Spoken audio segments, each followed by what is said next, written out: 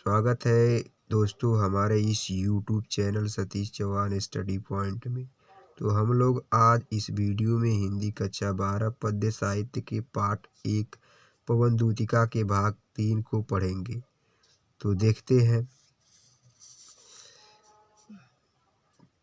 इस पद्यांश के लिए सर्वप्रथम हम लोग प्रसंग देख लेते हैं।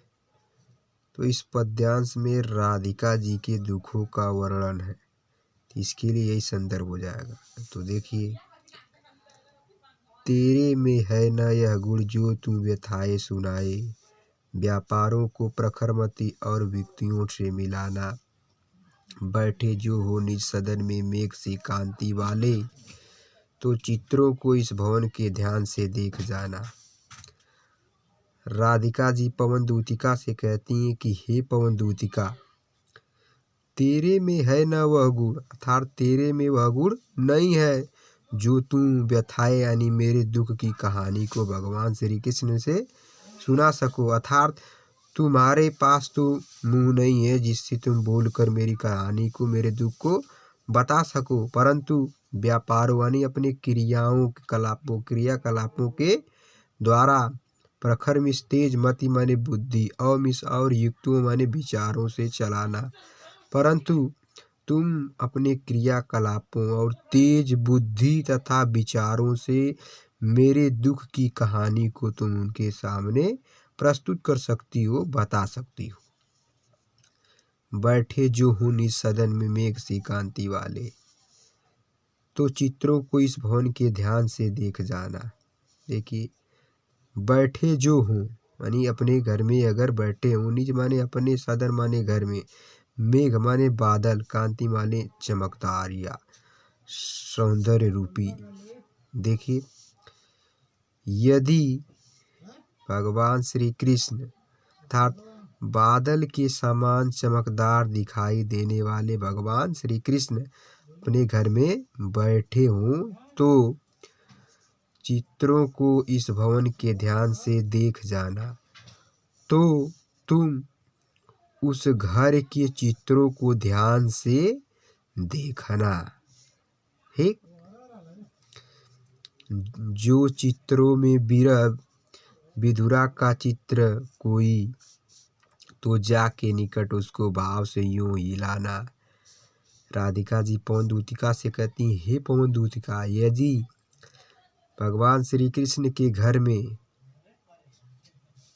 अगर जो चित्र देखेगी, उन चित्रों में विरह माने दुख, विधुर माने स्त्री, यदि किसी दुखी स्त्री का कोई चित्र मिले, तो जाके निकट उसको भाव से हिलाना।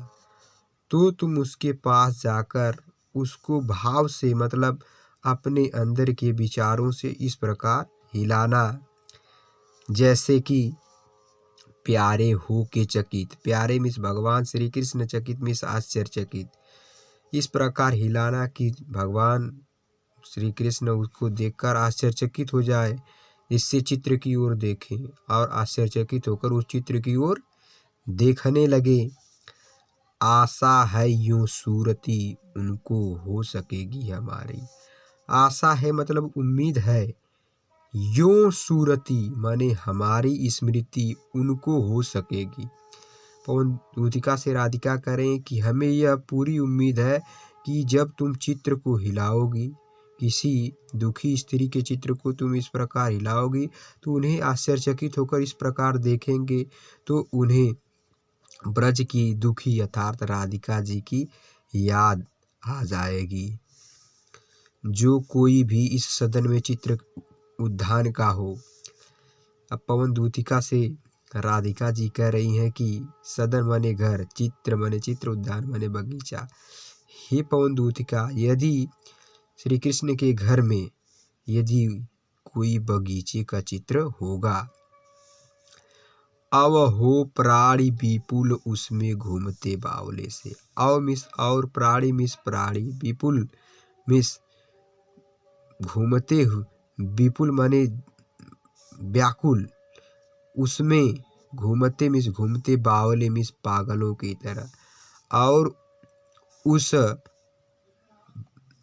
वन में, उस बगीचे में प्राणी पागलों की तरह घूमते दिखाई दे रहे हों तो जाके सन्निकट उसके और हिला के उसे भी।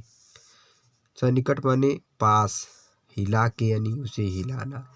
तो तुम उस चित्र के पास जाना और उसको इस प्रकार हिलाना कि देव आत्मा यानी देवों की आत्मा अर्थात भगवान श्री कृष्ण को सूरति यानी स्मृति ब्रज के यानी ब्रज के निवासियों को व्याकुल मिस व्याकुल की कराना।